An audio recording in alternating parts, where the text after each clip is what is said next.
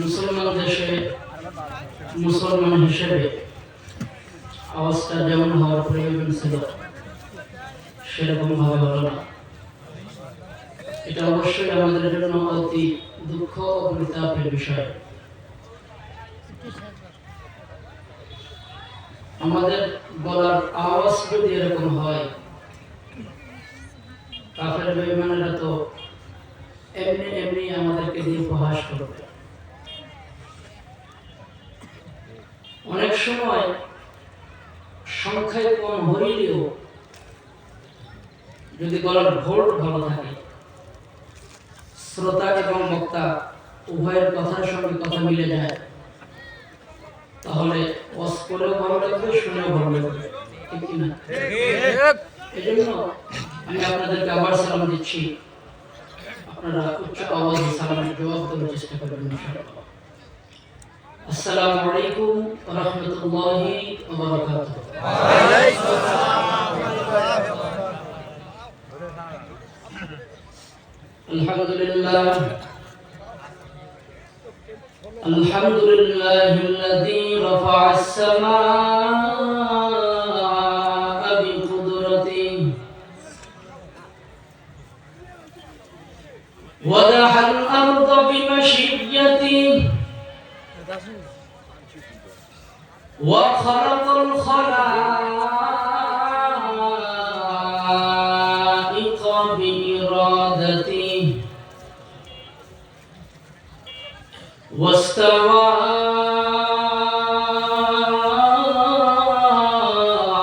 على العرش بقوته ليس له دليل ولا مثيل ولا شريك ولا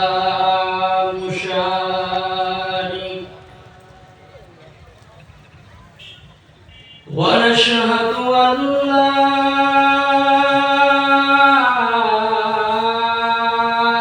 إله إلا الله وحده لا شريك له ونشهد أن سيدنا وسندنا وحبيبنا وحبيب ربنا وطبيبنا وطبيب قلوبنا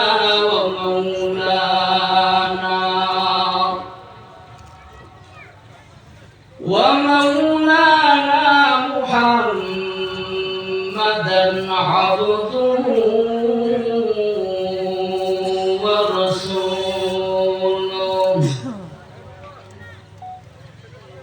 الذي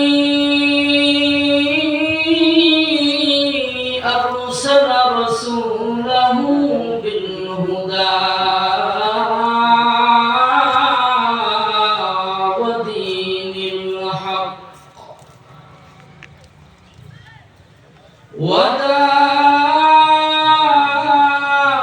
وداعيا إلى الله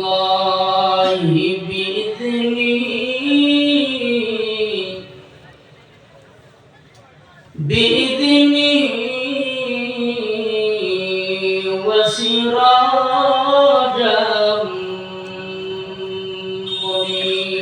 منيرا أما بعد فأعوذ بالله من الشيطان الرجيم.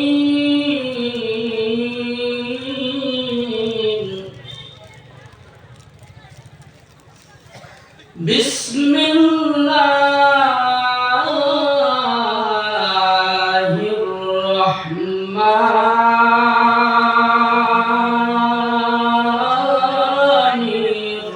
الرحيم.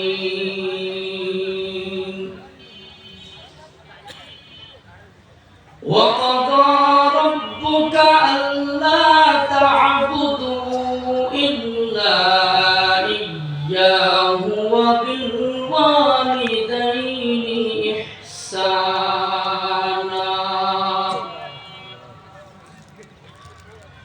إما يبلغن عندك الكبر هما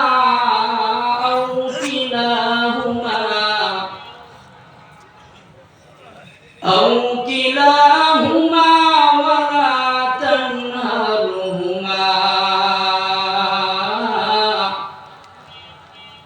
ولا تنهرهما وقل لهما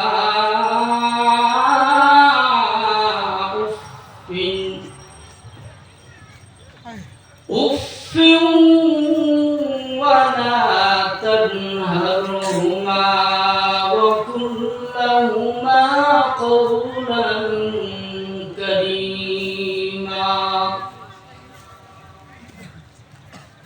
وقال صاحب القرآن صلى الله عليه وآله وسلم لا طاعة لمخلوق في معصية الخالق أو كما قال النبي عليه الصلاة والسلام. صدق الله مولانا العظيم وصدق رسوله النبي الكريم ونحن على ذلك من الشاهدين والشاكرين والذاكرين والحمد لله رب العالمين.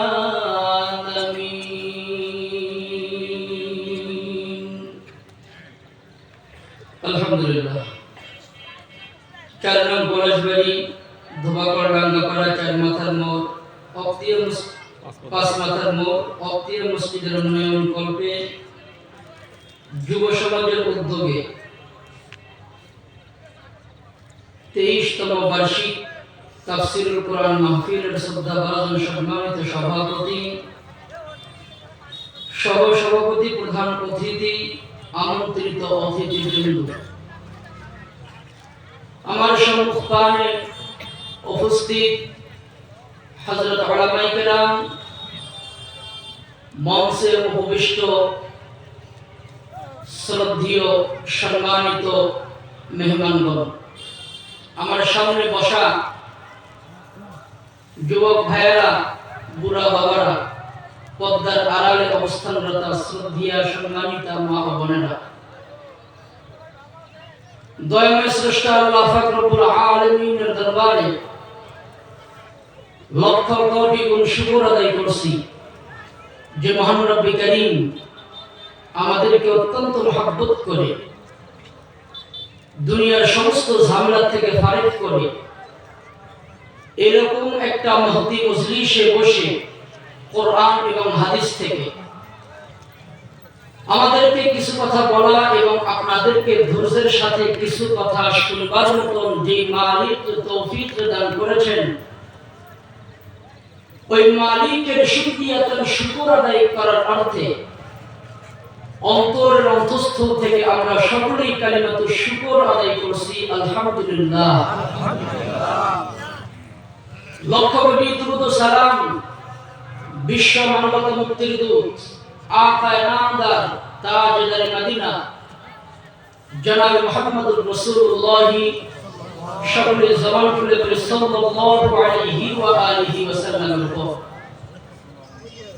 সম্মানিত উপস্থিতি, প্রথমেই আমি সেই সকল আল্লাহ পাক রব্বুল আলামিনের বাংলাদেশ প্রতি কৃতজ্ঞতা প্রকাশ করছি, যাদের অক্লান্তিক পরিশ্রমে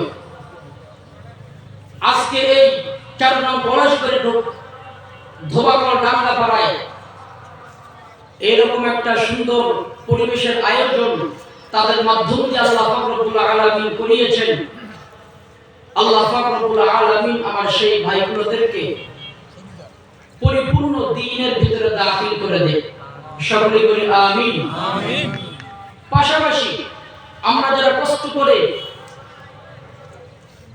শীতের রাত্র আরামের ঘুমকে হারাম করে শুধু আল্লাহ পাক রব্বুল আলামিন এবং তার হাবিবকে ভালোবেসে গভীর রজনী পর্যন্ত আমরা এখানে উপস্থিত আছি,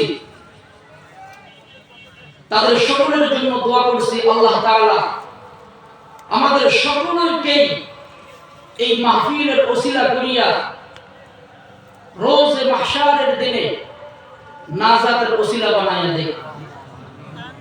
আমিন। বাড়িতে গিয়ে বলবেন আমিন। আজকে এই আয়োজিত ওয়াজ মাহফিল যেটা হচ্ছে, এটা হওয়াতে আপনারা নারাজ অসন্তুষ্ট কে কে দুহাতে একটু উস্কায়া দেন দেখি।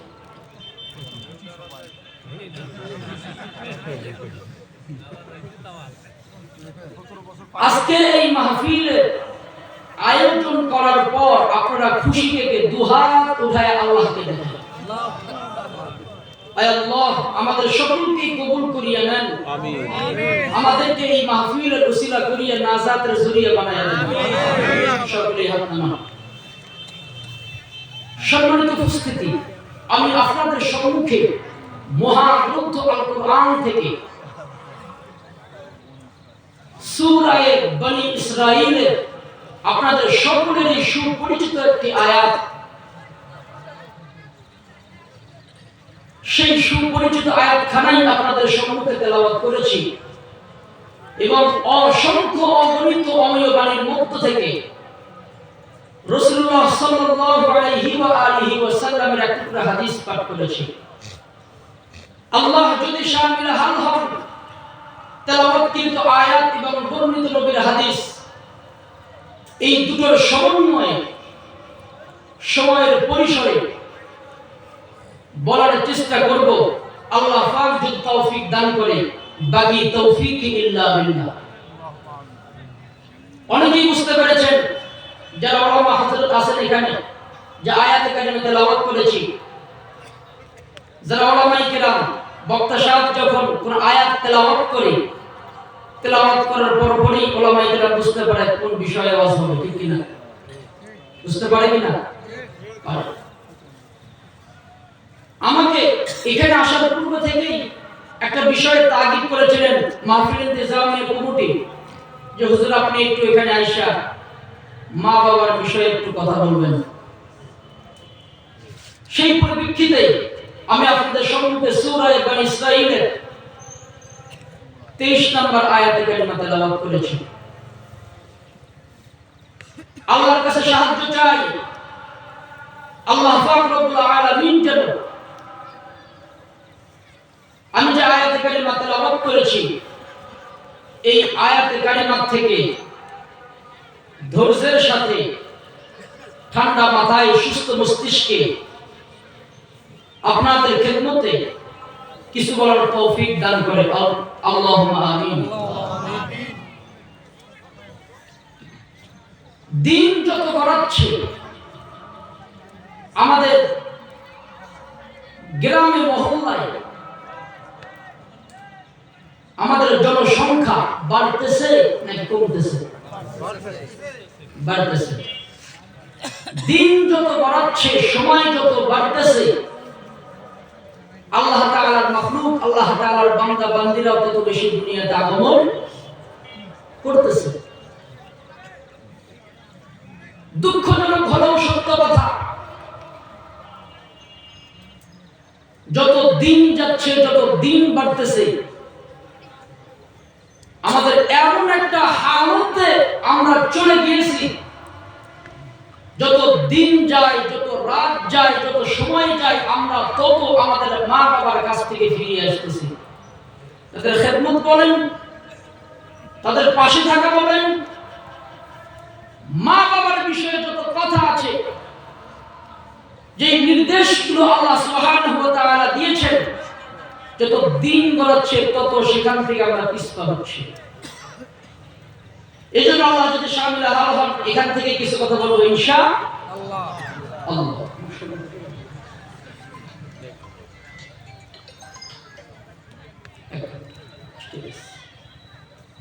মুআজ্জাজ হাজিরিন, আনুষঙ্গিক কোনো কথা বলবো না, যে আয়াতে কারিমা তেলাওয়াত করেছে সেখান থেকে কথা বলবো ইনশাআল্লাহ। যাই হোক, যতক্ষণ সময় কথা বলবো ধৈর্য সহকারে এখানে থাকবেন তো ইনশাআল্লাহ? থাকবেন তো ইনশাআল্লাহ? থাকবেন তো ইনশাআল্লাহ? আপনারা ওয়াদা দিয়েছেন, এখন যদি কেউ ওঠাউঠি করেন তাহলে ওয়াদার বরখলাফ হয়ে যাবে। ওয়াদা কি হয়ে যাবে? একান্তই কোনো প্রয়োজন ছাড়া এখান থেকে আমরা কেউ উঠবো না ইনশাআল্লাহ।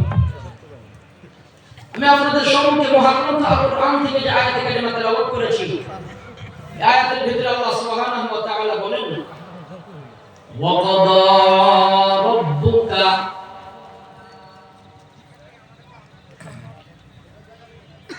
আর তোমাদের রব তোমাদেরকে আদেশ করেছেন আল্লাহ তা'বুদু ইল্লা ইয়্যাহু, তারা যেন আমি আল্লাহ তাআলার ইবাদত ব্যতীত আর কারো ইবাদত না করে। ওয়াবিল ওয়ালিদাইনি ইহসানা, এবং তাদের মাতা পিতার সঙ্গে যেন তারা সৎ আচরণ করে। আল্লাহ তাআলা আদেশ দিচ্ছেন, ওয়া ক্বাদা রাব্বুকা, আমি আল্লাহ আদেশ দিচ্ছি, আমি আল্লাহ তোমাদেরকে জানাইয়া দিলাম, রাসূল আপনি বলে দেন, ওয়া ক্বাদা রাব্বুকা, তাদেরকে আমি আদেশ দিয়ে দিলাম, আল্লাহ তা'বুদু ইল্লা ইয়্যাহু, তারা যেন আমার ইবাদত করে। ওয়াবিল ওয়ালিদাইনি ইহসানা, এবং তাদের পিতা মাতার সঙ্গে সদাচরণ করে। ইম্মা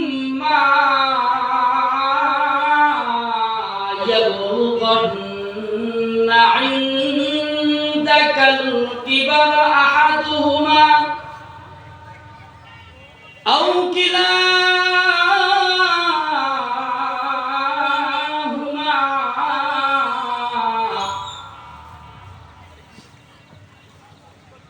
তাদের সম্মুখে যদি তাদের একজন অথবা উভয়জন যদি তারা উপবিষ্ট থাকে,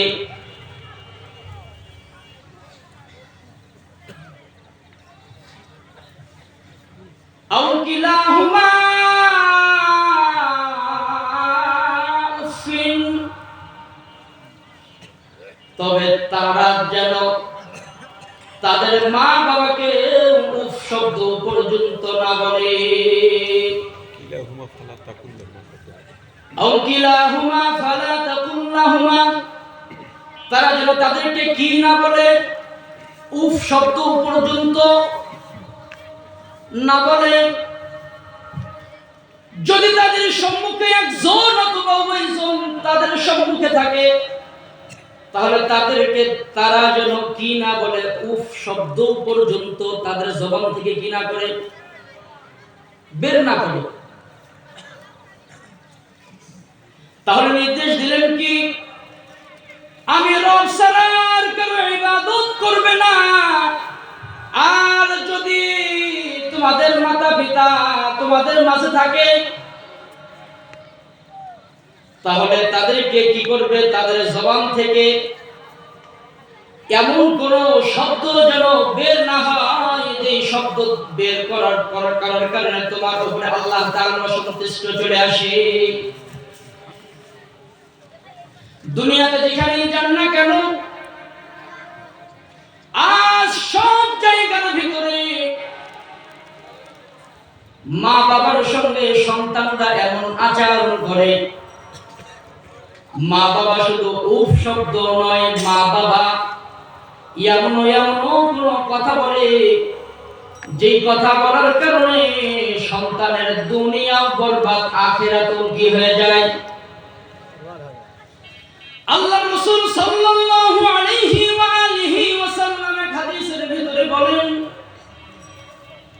মা জান্নাতুকা ওয়া নার। ও দুনিয়ার সন্তানেরা, ভালো করিয়া শোনো, তোমার মা বাবাই তোমার জন্য জান্নাত আর তোমার মা বাবাই তোমার জন্য জাহান্নাম।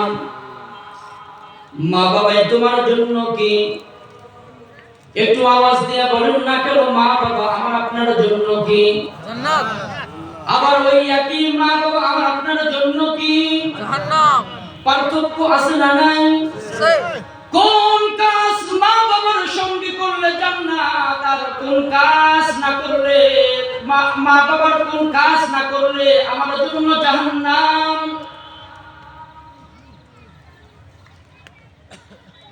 মা বাবা আছে, মা বাবার কাছ থেকে দোয়া নেই না, মা বাবার সঙ্গে কথায় কথায় তর্ক বিতর্ক করি কি করি না, মা বাবার সঙ্গে কথায় কথায় তাদেরকে কটূক্তি করি কি করি না। এমন একটা পরিস্থিতি হয়ে গেছে, মা বাবা যদি আমাদেরকে একটা কথা বলে, আমার মন যদি সেইটা ভালো মনে করে, নাও ভালো মনে করে, যদি ভালো মনে করে, ভালো মনে করার পরেও মা বাবা ওই কথা যদি আমার সহ্য না হয়, উড়া ধুরা গাল শুরু করে দেই কি দেই না। অথচ আল্লাহ রাসূল সাল্লাল্লাহু আলাইহি ওয়া আলিহি ওয়াসাল্লাম মা বাবার সম্পর্কে কত বড় গুরুত্বপূর্ণ ফজিলতের কথা হাদিসের ভিতরে বলেছেন। যদি কেউ মা বাবার সঙ্গে বেয়াদবিমূলক আচরণ করে, মা বাবার সঙ্গে খারাপ আচরণ করে, তাহলে তার ঠিকানাটা কোথায়?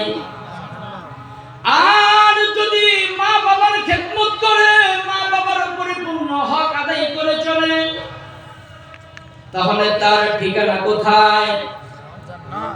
জান্নাতের ভিতরে।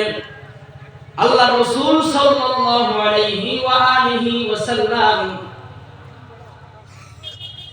মদিনায় থাকা অবস্থায় আল্লাহ রাসূলের একজন সাহাবী ছিলেন, যেই সাহাবীর নাম ছিলেন আলকামা। এই আলকামা রাদিয়াল্লাহু তাআলা আনহু মৃত্যু শয্যায় সজ্জিত, অন্তিম মুহূর্তে মনে হয় শেষ সময় তার চলে এসেছে। অন্তিম মুহূর্তে তার জবান থেকে রাসূলের কালিমা তার জবান থেকে বের হয় না। আলকামার স্ত্রী রাসূলের কাছে খবর পাঠিয়ে দিলেন, ইয়া রাসূলুল্লাহ, ইয়া হাবিবাল্লাহ, আপনার সাহাবী আলকামা মনে হয় সে আর দুনিয়ার ভিতরে বেশিক্ষণ মনে হয় থাকবে না, তার অন্তিম সময় মনে হয় চলে এসেছে। কিন্তু তার এমন একটা হালাত, তার জবান থেকে আপনার কালিমা বের হয় না। ইয়া রাসূলুল্লাহ, ইয়া হাবিবাল্লাহ, আপনি যদি একটু দেখে যেতেন আলকামারে কেন তার জবান থেকে কালিমা বের হয় না। তখন রাসূলুল্লাহ সাল্লাল্লাহু আলাইহি ওয়া আলিহি ওয়াসাল্লাম তিনজন সাহাবীকে আলকামার বাড়ির দিকে পাঠিয়ে দিলেন, বললেন যাও তাকে দেখে আসো তার হালাত কি। হযরত বেলাল রাদিয়াল্লাহু তাআলা আনহু সহ আলকামার বাড়িতে গেলেন। যাওয়ার পর তারা তালকিন করতেছিলেন যে আলকামা জবান থেকে রাসূলের কালিমাটা বের করতে পারে কি পারে না। তারা অনেক চেষ্টা করার পরেও আলকামা তার জবান থেকে কালিমা বের করতে পারে না। তখন বেলাল রাদিয়াল্লাহু তাআলা আনহু সহ যে কয়েকজন সাহাবী আলকামার বাড়িতে গিয়েছিলেন, রাসূলকে এসে জবাব দিলেন, ইয়া রাসূলুল্লাহ, ইয়া হাবিবাল্লাহ, আলকামার তো এমন একটা পরিস্থিতি তার জবান থেকে আপনার কালিমা বের হয় না। আল্লাহ রাসূল সাল্লাল্লাহু আলাইহি ওয়া আলিহি ওয়াসাল্লাম তখন তাদেরকে বললেন, তার কি মা বাবা দুনিয়াতে জীবিত আছে নাকি? তখন তারা বলল, তার বাবা নাই কিন্তু মা আছে।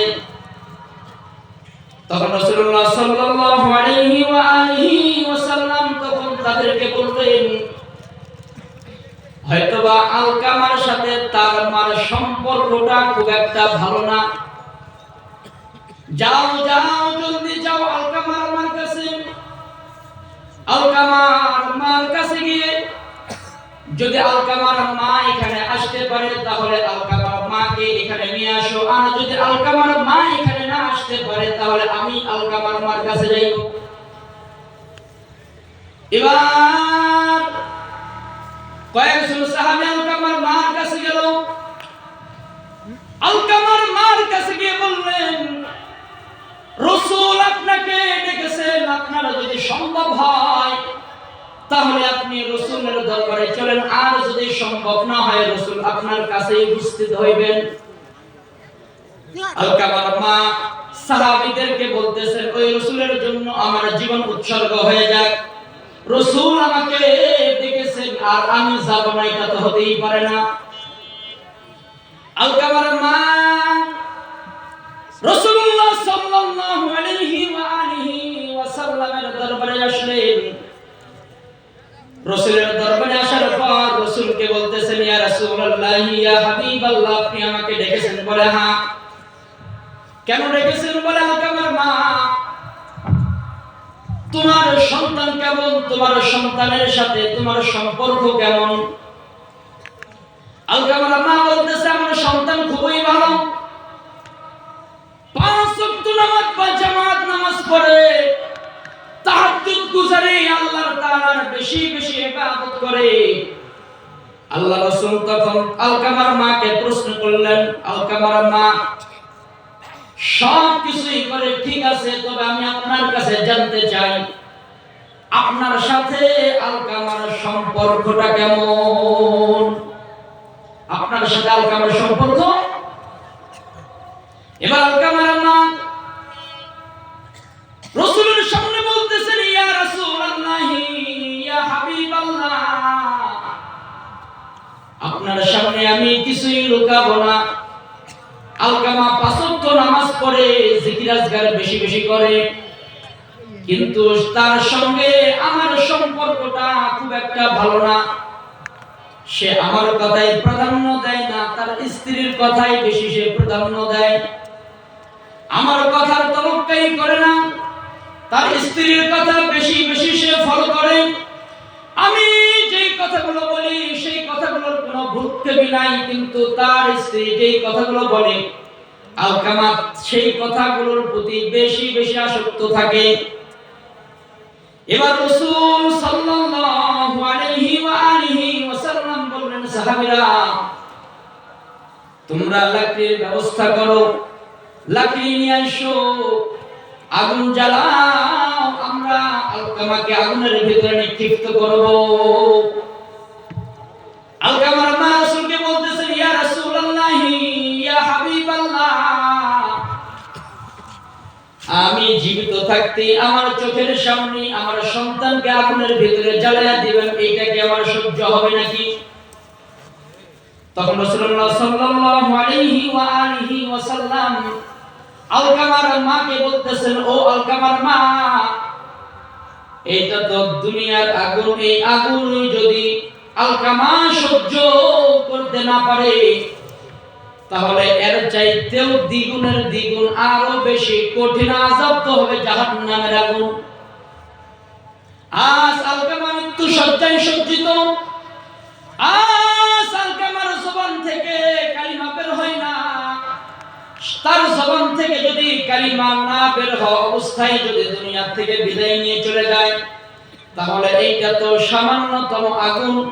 এর চাইতেও বেশি আগুনের ভিতরে আল্লাহ পাক রব্বুল আলামিন তাকে নিক্ষিপ্ত করবে। আর আপনি যদি আলকামাকে এখানেই মাফ করে দেন, তাহলে আমার মনে হয় আল্লাহ তাআলা আলকামাকে মাফ করে দিবেন। আলকামার মা উপস্থিত সমস্ত সাহাবায়ে কিরামদেরকে সামনে বলেন, ও রাসূলের সাহাবী, তোমাদের সামনে এবং রাসূলের সামনে আমি আমার আলকামাকে maaf করে দিলাম, আল্লাহ তাআলা যেন আলকামারে maaf করে দেয়। সুবহানাল্লাহ। এবার আবার রাসূল সাহাবীদেরকে বললেন, যাও যাও আলকামার বাড়িতে যাও, দেখো আলকামার কি অবস্থা। এবার আবার কয়েকজন সাহাবী আলকামার বাড়িতে গেলেন। আলকামার বাড়িতে গিয়ে দেখতেছে তার জবান থেকে বের হচ্ছে লা ইলাহা ইল্লাল্লাহু মুহাম্মাদুর রাসূলুল্লাহ।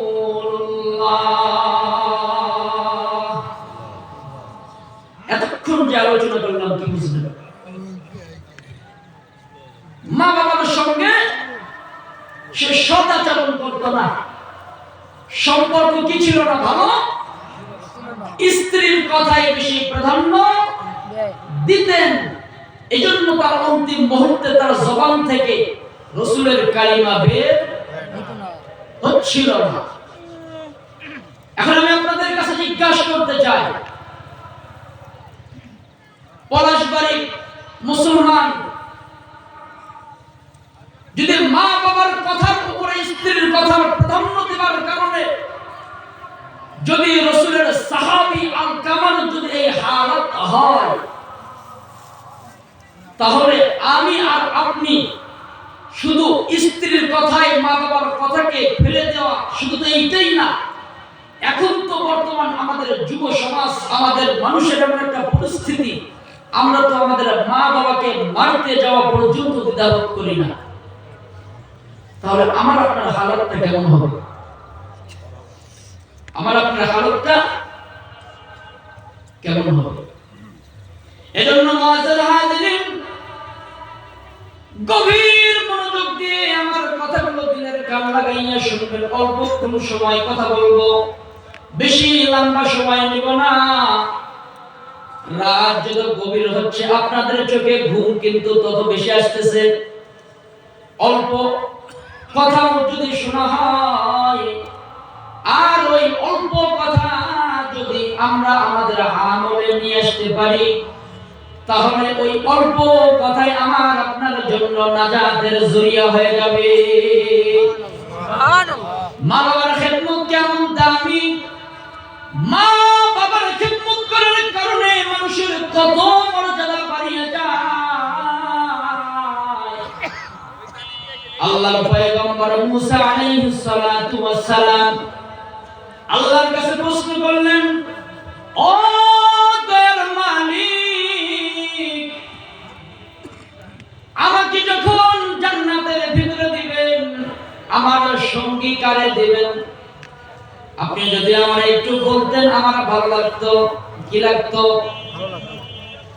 জান্নাতের ভিতরে আমাকে সঙ্গী কাকে দিবেন? কে আমার সঙ্গী হবে?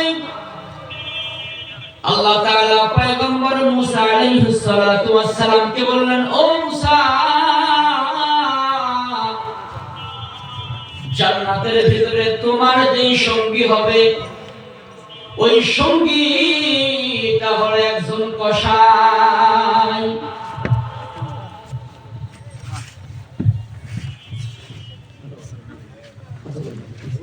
বলেন, আপনি বলেন।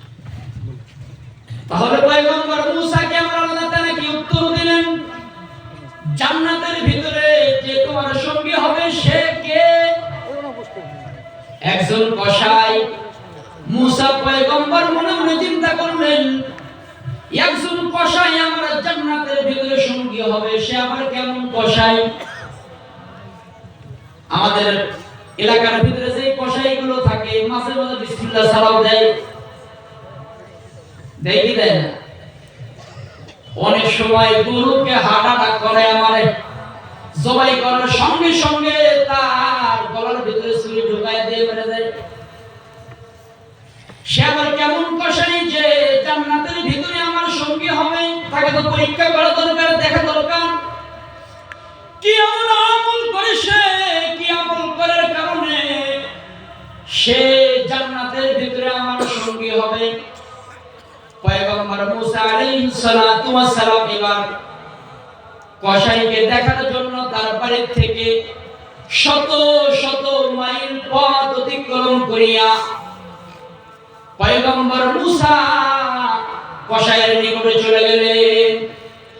পয়গম্বর মুসা কসাইয়ের কাছে যাওয়ার পর দেখতেছে খুব সকালবেলা কসাই খুব সুন্দর মোটা তাজা হুষ্টপুষ্ট একটা ছাগল জবাই করলেন। ছাগলের চামড়া ছুলাইয়া দেওয়ার পর সব চাইতে যে জায়গার গোশতটা বেশি সুস্বাদু সেই গোশতটা সুন্দর কইরা দলা কইরা কাটিয়া একটা পুটলার ভিতরে সুন্দর করিয়া সংরক্ষণ করিয়া রাখিয়া দিলেন। কসাই এবার গোশতের পুটলাটা রাখিয়ে দেওয়ার পর তার সমস্ত বস্তুগুলো বিক্রি যখন হয়ে গেল, ওই গোশতের পুটলা নিয়ে তার বাড়িতে চলে গেলেন। পয়গম্বর মুসা আলাইহিস সালাতু ওয়াস সালাম কসাইয়ের পিছনেও চলে গেলেন।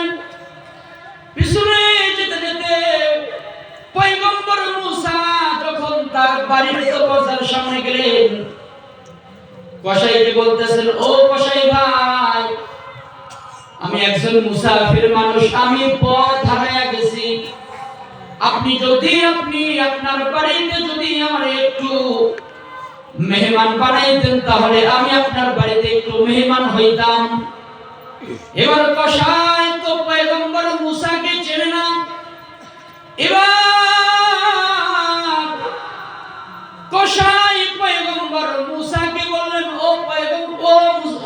ও আল্লাহর বান্দা, আপনি আমার মেহমান হতে যাচ্ছেন, খুব ভালো কথা, চলুন আমার ঘরে চলুন। পয়গম্বর মুসাকে একটা ঘরের ভিতরে রাখিয়া কসাই তেনাকে বললেন, আপনি একটু এখানে অপেক্ষা করেন, আমার একটু কিছু কাজ আছে, আমি আমার কাজ সারিয়ে আপনার সঙ্গে আপনার খেদমত করব। এবার ওই কসাই ওই যে গোশত, সুন্দর একটা গোশতের দলা, যেই গোশতের দলা তার সুন্দর ছাগলটা জবাই দেওয়ার পর রেখেছে, ওই গোশতের দলাটা বেছে নিয়ে যাওয়ার পর সেটাকে সুন্দর সুন্দর পিস পিস টুকরা করিয়া সুন্দর করিয়া নিজেই রান্না করলেন।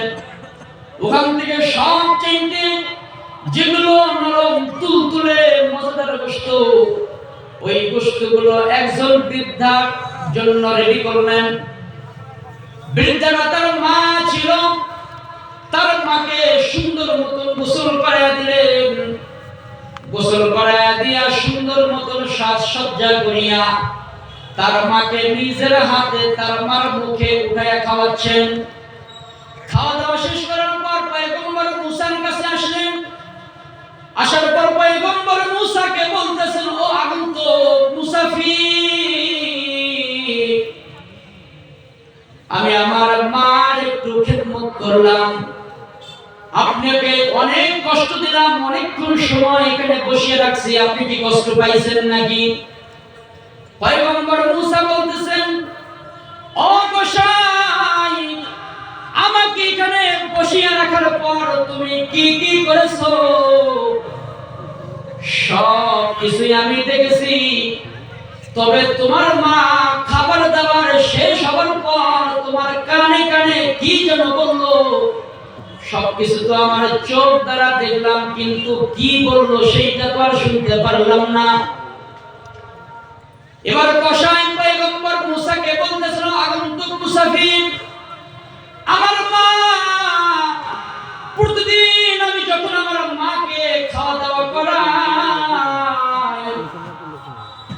খাওয়া দাওয়া শেষ হলে আমার মা আমার জন্য আল্লাহর কাছে দোয়া করে, আল্লাহ আমি আমার সন্তানের প্রতি খুশি, আপনিও আমার সন্তানের প্রতি খুশি হয়ে যান। আর যখন আমার সন্তানটা মৃত্যুবরণ করবে তখন পয়গম্বর মুসার সঙ্গী বানায়া দিয়ে,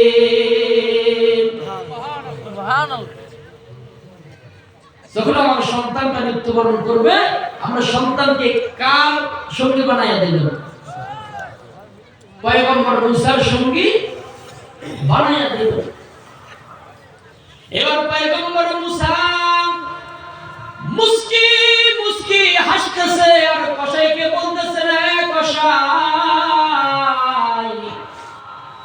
তোমার মা যে মুসা পয়গম্বরের সঙ্গে জান্নাতে থাকার জন্য আল্লাহর কাছে দোয়া করে, আমি অন্য কোনো কেউ না, আমি যেমন তেমন মানুষ না, আমি হলাম সেই আল্লাহর পয়গম্বর মুসা।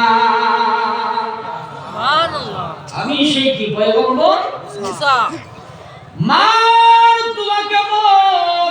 পয়গম্বর মুসা যখন আল্লাহর কাছে জানতে চাইলেন জান্নাতের ভিতরে আমার সঙ্গী কে হবে, আল্লাহ তখন কি বললেন? একজন কসাই তোমার জান্নাতের সঙ্গী হয়ে যাবে।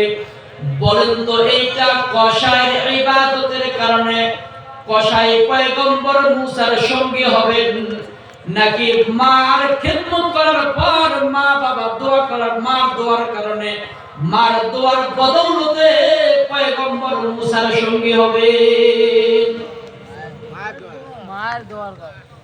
মার দোয়ার কারণে। ও যুবক মুসলমান ইমানদার, আজ সেই মা বাবা আজকে আমাদের সামনেও যদি উপস্থিত থাকে তাহলে আমরা কি করি? মা বাবাকে ধমক দিয়ে কথা বলি। অথচ আল্লাহ পাক রব্বুল আলামিন বলেন, ওয়ালা তানহারহুমা, খবরদার তোমরা তোমাদের মা বাবাকে ধমক দেবে না। কি দিবে না? ধমক দিবে না। আল্লাহ তাআলা ধমক দিতেও নিষেধ করেছেন।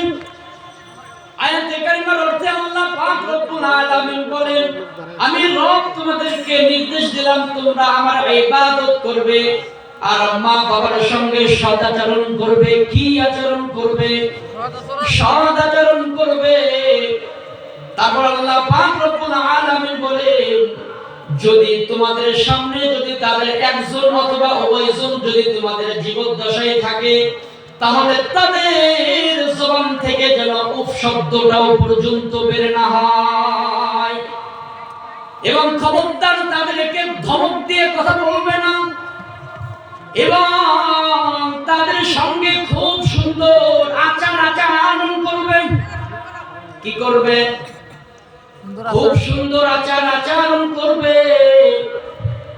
কারণ আল্লাহ রাসূল সাল্লাল্লাহু আলাইহি ওয়া আলিহি ওয়াসাল্লাম অপর অন্য আরেকটা হাদিসের ভিতরে বলেন সন্তানের জন্য তার মার পায়ের নিচে জান্নাত, সন্তানের জন্য তার কার নিচে জান্নাত।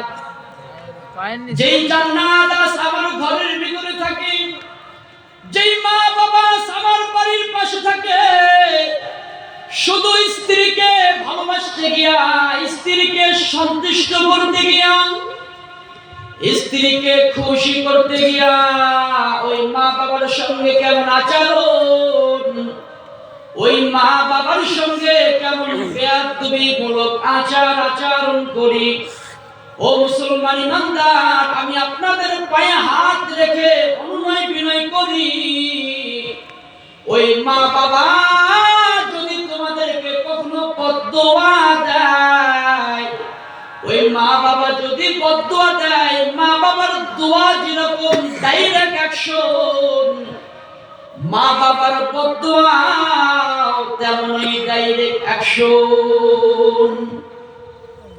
মা বাবা যদি দোয়া করে, আপনাদেরকে কিছুক্ষণ আগে যে ঘটনা শুনাইলাম, মার দোয়ার কারণে কসাই কার সঙ্গী হবে জান্নাতের ভিতরে?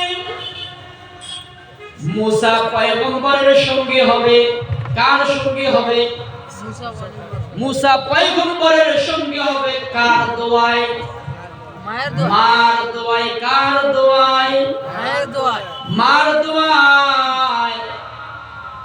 আর ওই একই রকমই আরেকজন আল্লাহ পাক রব্বুল আলামিনের একজন আবেদ ছিল।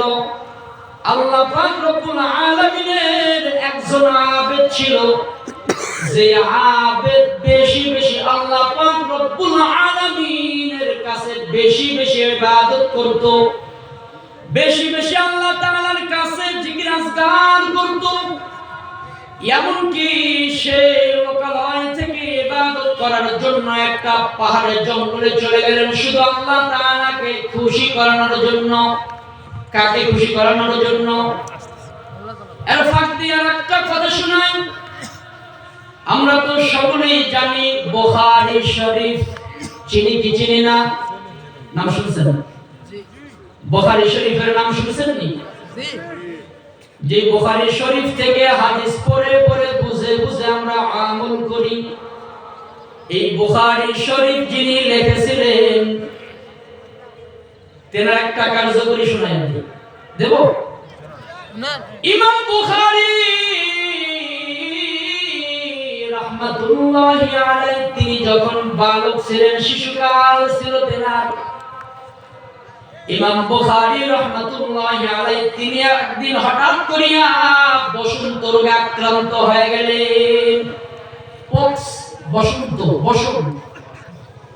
এই বসন্ত রোগে আক্রান্ত হবার পর আল্লাহ পাক রব্বুল আলামিন তার দুইটা চোখের দৃষ্টি কেড়ে নিলেন, অন্ধ হয়ে গেলেন, তিনি আর কিছুই দেখতে পারে না।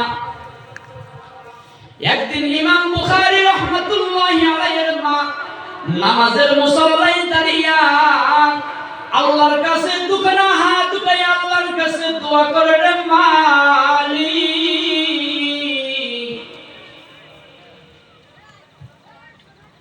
আমাকে আপনি একটা পুত্র সন্তান দান করেছেন। এমন একটা সময়, যে সময়ের ভিতরে এই সন্তানের বাবাও নাই, আমি মা অতি কষ্ট করিয়া এই সন্তানটারে লালন পালন করি।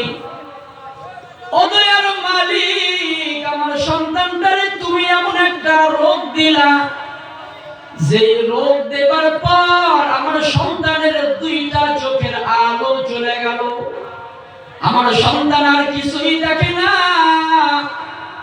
আমার সন্তানের বাবার বড় আশা ছিল আমার সন্তানটাকে যেন আমি আলেম বানাই, কিন্তু আমার সন্তানের তো এখন চোখ নাই, আমার সন্তান তো আর কিছুই চোখে থাকে না। এখন আমি কি করব?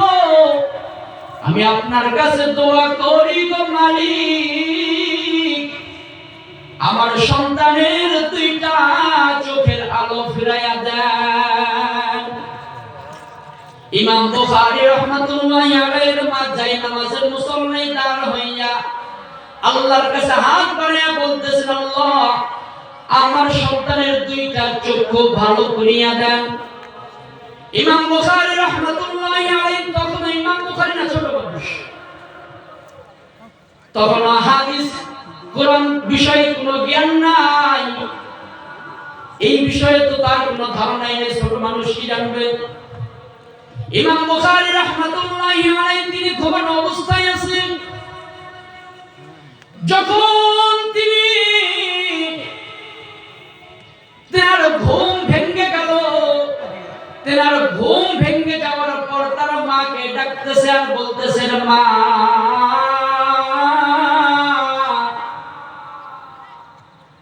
আমি তো এখনো সব কিছুই চক্ষু দিয়ে দেখতে পারতেছি গো মা, আমি তো তোমাকেও দেখতেছি, বাড়ি ঘরের ভিতরে যা আছে সব কিছুই দেখতেছি। দেখতেছি ইমাম বুখারী রাহমাতুল্লাহি আলাইহির মা যখন শুনলেন ইমাম বুখারী তার চোখ দ্বারা এখন সবকিছুই দেখতেছে, আবার নামাজের মুসল্লি দাঁড় হইয়া আল্লাহর কাছে দুখানা হাত বাড়াইয়া দিয়ে আল্লাহর কাছে শুকরিয়া আদায় করে, গো মালিক আপনি আমার দোয়া কবুল করেছেন, গো মালিক আমার সন্তানকে আপনি যুগ শ্রেষ্ঠ আলেম বানায়া দিয়ে। ইমাম বুখারী রাহমাতুল্লাহি আলাইহির অন্ধ থাকার উপর শুধু মার দোয়ার বদৌলতে ইমাম বুখারীর চক্ষু ভালো হয়ে গেলেন। আমি আপনাদের কাছে একটু জিজ্ঞাসা করতে চাই, কার দোয়ার কারণে ইমাম বুখারীর চক্ষু ভালো হয়ে গেলেন? আমি আরেকটু আপনাদের কাছে জিজ্ঞাসা করি, মা যদি কোনো দোয়া করে মার দোয়া কবুল হয় কি হয় না? হয়। বন্দুকের গুলি মিস হওয়ার সম্ভাবনা থাকে, বন্দুকের গুলি যদি কখনো মিস হইতেও পারে, কিন্তু মা বাবা যদি কোনো দোয়া করে, মা বাবা যদি কোনো বদদোয়া করে, বলেন তো মা বাবার দোয়া আর বদদোয়া মিস হওয়ার কোনো সম্ভাবনা আছে নাকি? আমি আপনাদেরকে বলতেছিলাম জুরাইস রাহমাতুল্লাহি আলাইহি অনেক বড় আবেদ ছিলেন, অনেক বড় আল্লাহর ওলি ছিলেন। এই জুরাইস রাহমাতুল্লাহি আলাইহি তিনি কিন্তু কোনো আলেম ছিলেন না, আপনার মতন আমার মতন সাধারণ একজন মানুষ ছিলেন। এখন বলি ওলি হওয়ার জন্য আলেম হওয়া দরকার না, কি হওয়া দরকার না? ওলি হওয়ার জন্য আলেম হওয়া দরকার নয়, ওলি হওয়ার জন্য মাওলানা হওয়া দরকার নাই, ওলি হওয়ার জন্য মুফতি মুহাদ্দিস শাইখুল হাদিস হওয়ার দরকার নাই, ওলি হওয়ার জন্য জবর বিখ্যাত কোন আলেম হওয়ার দরকার নাই। ওলি হওয়ার জন্য যেই দরকার সেই জিনিসটা হলো আল্লাহ তাআলার সাথে বেশি বেশি লিয়াজু রাখা। কি রাখা? সম্পর্ক রাখা। কি রাখা? তিনি যেই বিধান দিয়েছেন ওই বিধানগুলি নিজের জীবনে পাইটু পায়া আমল করা। তিনি যে বিধান দিয়েছেন ওই বিধানের বাইরে নিজের জীবন পরিচালনা না করা। তাহলে বলেন তো ওলি হওয়ার জন্য, বড় মুত্তাকি হওয়ার জন্য, বড় আবেদ হওয়ার জন্য বড় আলেম হওয়া দরকার আছে নাকি? আছে? বড় আলেম হওয়া দরকার নাই, মুফতি সাহেব হওয়ার দরকার নাই, মুহাদ্দিস সাহেব হওয়ার দরকার নাই। শুধু আল্লাহ তাআলা যে বিধানগুলি দিয়েছেন এই বিধানগুলি মেনে মেনে মেনে মেনে নিজের জীবন পরিচালনা করা। আপনারা এখানে যতগুলি লোক বসেছেন আপনাদের ভিতরেও কেউ যদি ওলি হতে চায়, আবেদ হতে চায়, বলেন তো আলেম হওয়া দরকার আছে নাকি? নাই। এখনই যদি আল্লাহ পাক রব্বুল আলামিন যে বিধানগুলি দিয়েছেন এই বিধানগুলি অনুযায়ী যদি নিজের জীবন পরিপূর্ণভাবে বাস্তবায়ন করতে পারেন তাহলে আল্লাহ তাআলার আবেদা সালেহা বান্দা হয়ে যাবে। সুবহানাল্লাহ। আবেদা জুরাইস রাহমাতুল্লাহি আলাইহি তিনি লোকালয়ে ইবাদত করতে তার সমস্যা হচ্ছিল। তিনি ইবাদত করার জন্য জঙ্গলে গেলেন, জঙ্গলে গিয়ে একটা গির্জা বানাইলেন। ওই গির্জা বানানোর পর সেখানে গিয়ে এই জুরাইস রাহমাতুল্লাহি আলাইহি আল্লাহ তাআলার ইবাদত বندگির ভিতরে লিপ্ত হয়ে গেলেন, যেন মানুষ তাকে ডিস্টার্ব করতে না পারে। কি না পারে? ডিস্টার্ব করতে না পারে। আর বাড়ির পাশেই মসজিদ,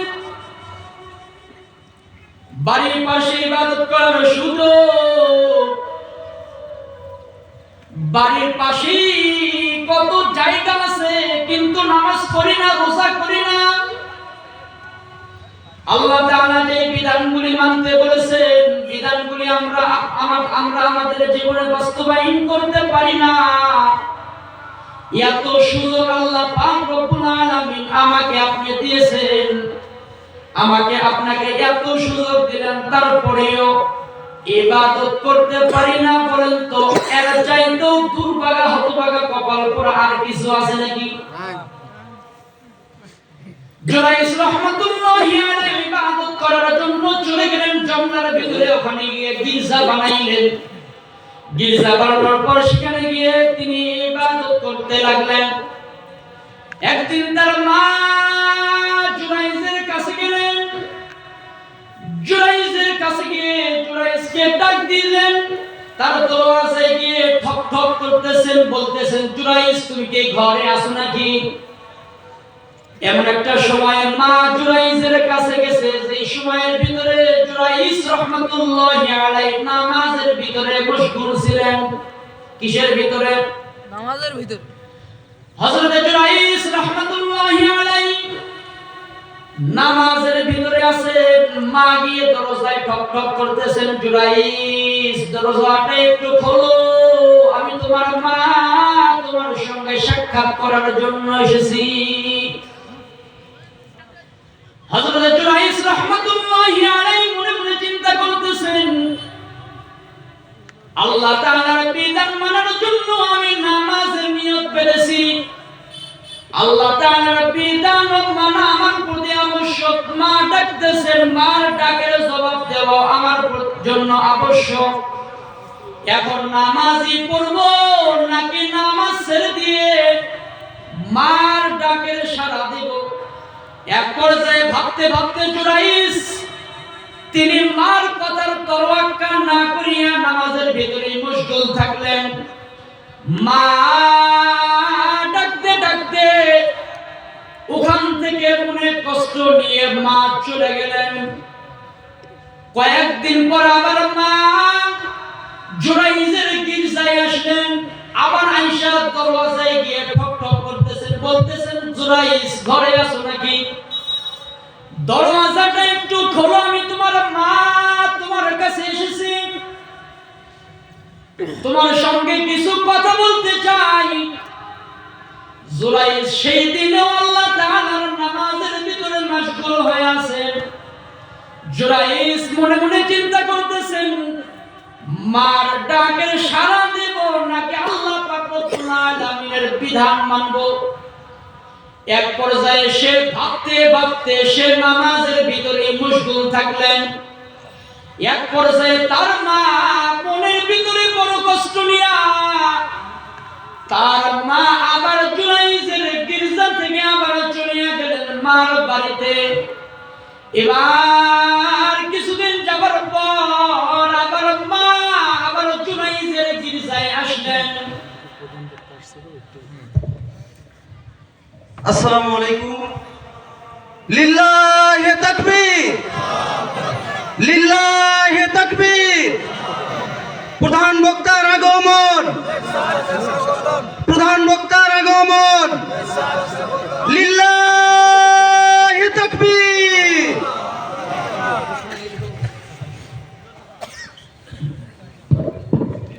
আমি বলতেছিলাম জুরাইস রাহমাতুল্লাহি আলাইহির ঘটনা। মেহমান আসছেন, অতি দ্রুত শেষ করে দেব।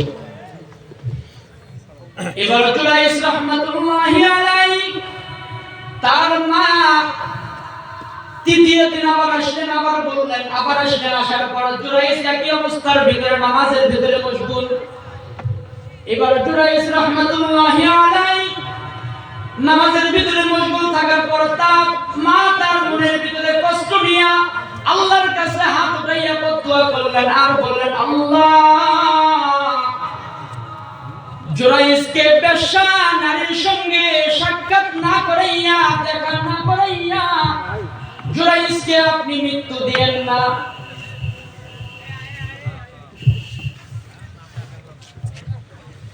জুরাইস রাহমাতুল্লাহি আলাইহির জন্য মা দোয়া করলেন, মা, জুরাইসকে বেশ্যা নারীর সঙ্গে সাক্ষাৎ না করাইয়া আপনি মৃত্যু দিয়েন না।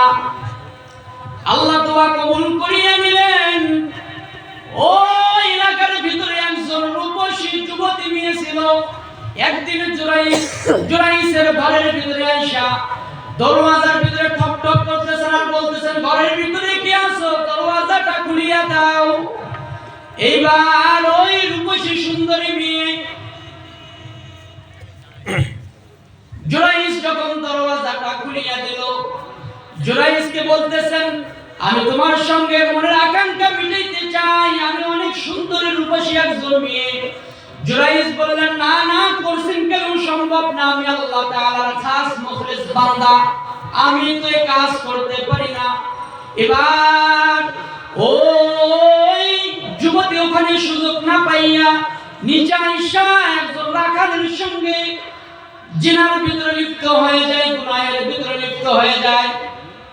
লিপ্ত হবার পর তার গর্ভের ভিতরে একটা সন্তান চলে আসে। সন্তান আসার পর কিছুদিন পর এলাকার লোকজনের ভিতরে যখন জানাজানি হয়ে গেল, ও মহিলা, তোমার পেটের ভিতরে সন্তান কার? তখন ওই মহিলা বলিয়া দিল, এটা জুরাইজের সন্তান। কার সন্তান? পেছ লাগছে নি লাগছে না? মা দোয়া করলেন, তাকে বেশ্যা নারীর সঙ্গে মোলাকাত না করাইয়া কি করেন না, মৃত্যু দিয়েন না।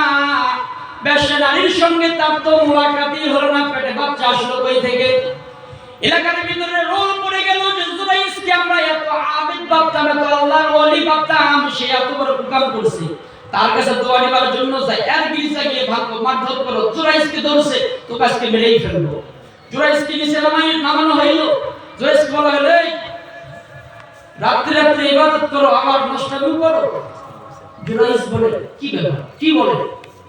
তখন জুরাইস রাহমাতুল্লাহি আল্লাহর কাছে দোয়া করলেন, আল্লাহ, আমি যদি আসলেই যদি কোনো গুনাহের কাজ করে থাকি তাহলে এটা তো আপনি ভালো জানেন, আর যদি না করে থাকি তাহলে আপনি আল্লাহ এই ফিতনা থেকে আমাকে মুক্ত দান করবেন। এক পর্যায়ে জুরাইস রাহমাতুল্লাহি আলাইহি পেটের শিশুর বাচ্চার দিকে আঙ্গুল দিয়ে ইশারা করার পর বাচ্চাকে বলে, বাচ্চা, তোমার সন্তানের পিতা কে? তখন পেটে থাকার বাচ্চা উপস্থিত সমস্ত লোকজনের ভিতরে বলতেছেন, ওই রিসে এক রাখাল ছিল, আমার মা তার সঙ্গে জেনায় লিপ্ত হয়েছিল, ওই রাখাল আমার বাবা। রাখাল কে? আমার বাবা। অনেক লম্বা ঘটনা। যাই হোক, আমি বলতেছিলাম, মা বাবার খেদমত, মা বাবার সঙ্গে বেয়াদবি করা যাবে না, কারণ মা বাবাই আমার আপনার জন্য জান্নাত, মা বাবাই আমার আপনার জন্য কি? জান্নাত, জাহান্নাম। যদি আমরা আমাদের মা বাবার খেদমত কইরা মা বাবার সন্তুষ্টি অর্জন করতে পারি তাহলে আমাদের জন্য জান্নাত দুনিয়াতেই হাসিল হয়ে যাবে। আর যদি মা বাবার মনে কষ্ট দিয়ে থাকি তাহলে দুনিয়াতেই আমার জন্য জাহান্নাম কি হয়ে যাবে? রেডি হয়ে যাবে। এজন্য আমরা যারা মা বাবার সঙ্গে খারাপ আচরণ করি, মা বাবার সঙ্গে বেয়াদবি করি, মা বাবাকে ধমক দিয়ে কথা বলি, অবশ্যই আল্লাহ তাআলা যেন আমাদের এই সমস্ত কাজ থেকে হেফাজত করে। সকলে বলে আল্লাহুম্মা আমিন। যে কথাগুলি বললাম, কথাগুলো আমাকে এবং আপনাদের সকলকে আমল করার তৌফিক দান করুন, আমিন। ওয়া আখিরু দাওয়ানা আলহামদুলিল্লাহি রাব্বিল আলামিন। আসসালামু আলাইকুম ওয়া রাহমাতুল্লাহি ওয়া বারাকাতুহু। আসসালামু আলাইকুম। আপনারা এতক্ষণ থেকে হযরত মাওলানা মুহাম্মদ নোমান হোসেন গাইবান্দার যে আলোচনা করলেন পিতামাতার অধিকার সম্পর্কে, সূরা বনী ইসরাঈল থেকে ওয়াজা রাব্বুকা আল্লাহ তা'বুদু ইল্লা ইয়্যাহু ওয়া বিল ওয়ালিদাইনি হাসানান। যাই হোক, এই যে মায়ের দোয়া, এটা পিতামাতার অবশ্যই আমাদের খিদমত করতে হবে। যারা পিতামাতাকে অবশ্যই যারা পিতামাতার সঙ্গে ভালো ব্যবহার করবে না, এনে হুজুরের আসে রাগিবান কি লে রাসূলুল্লাহ মানাদরাকা ওয়ালিদাই ইলামে দুলু জান্নাতা। হাদিসে আসছে যে ওই ব্যক্তি ধ্বংস হোক, ওই ব্যক্তি ধ্বংস হোক, ওই ব্যক্তি ধ্বংস হোক। আল্লাহ রাসূলকে জিজ্ঞাসা করা হলো, কোন ব্যক্তি ধ্বংস হবে? যে যার পিতামাতাকে পাইলো কিন্তু তাদের সঙ্গে ভালো ব্যবহার করিয়া জান্নাত যেতে পারলো না, ওই ব্যক্তি ধ্বংস হয়ে যাবে। এই জন্য পিতামাতার অবশ্যই সদ্য ব্যবহার করতে হবে। বিশেষ করে মায়ের দোয়া, আল্লাহর কাছে পিতার দোয়া তাড়াতাড়ি কবুল হয়ে যায়। মায়ের মতন অমল রতন দুনিয়াতে আর নাই, যে সময় যাহা বলেন তাহা কবুল করেন সাই। যাই হোক, আমাদের ওনার কাছে মূল্যবান বক্তব্য শুনলাম। এখন আমাদের প্রধান বক্তা এবং প্রধান অতিথি দুইজনই উপস্থিত হয়েছে। ইনশাআল্লাহ আমরা ওনাদের কাছে অবশ্যই কথা করবে শুনবো। এখন আপনাদের সম্মুখে আমাদের যিনি প্রধান অতিথি জনাব মোহাম্মদ আবু জাকারিয়া ভাই, উনি সাধারণ সম্পাদক 4 নম্বর পরিবারী ইউনিয়ন বিএনপির, উনি আপনাদের সম্বন্ধে কিছু সময় আলোচনা করবেন। 5 মিনিটের মধ্যে আমার বিশ্বাস উনি আলোচনা করে শেষ করে দেবেন।